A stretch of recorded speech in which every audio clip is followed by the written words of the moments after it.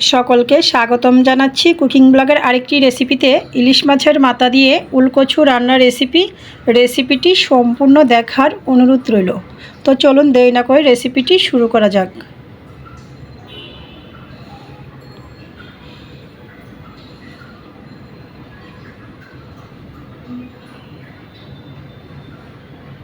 প্রথমে আমি উলকচু কেটে নিচ্ছি।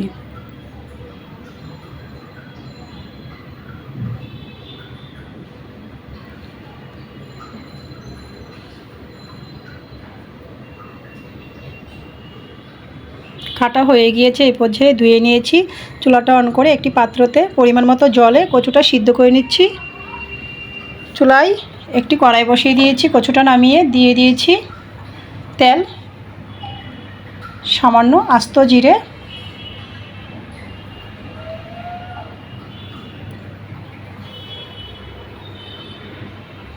তেজপাতা, কুচানো পেঁয়াজ,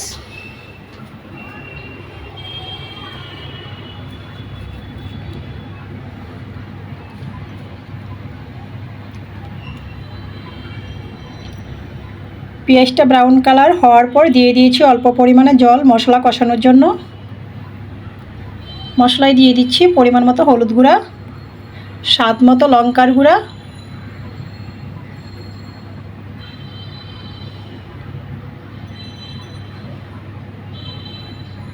সামান্য আদা বাটা,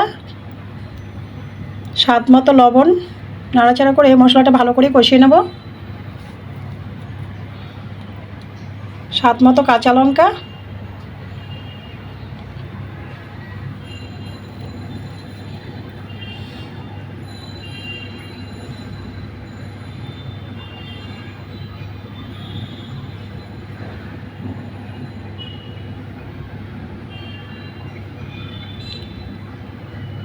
মশলা থেকে যখন তেল ছেড়ে দিয়েছে এই পর্যায়ে আমি দিয়ে দিয়েছি ফুটানো জল, লবণ, হলুদ দিয়ে ভেজে রাখা ইলিশ মাছের মাথা লেজ।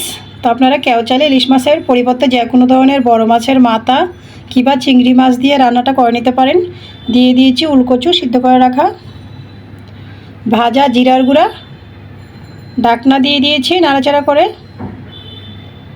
ফিরে আসছি 7 থেকে 8 মিনিট পর। ঢাকনা নামিয়ে দিয়ে দিয়েছি উপর থেকে কুচি করে রাখা ধনিয়া পাতা। তো রেডি হয়ে গিয়েছে আমার উলকচু দিয়ে ইলিশ মাছের রান্নার রেসিপিটি ভালো লাগলে আমার ফেসবুক পেজটা ফলো, ইউটিউব চ্যানেলটা সাবস্ক্রাইব করবেন, সাথেই থাকবেন। সকলকে ধন্যবাদ।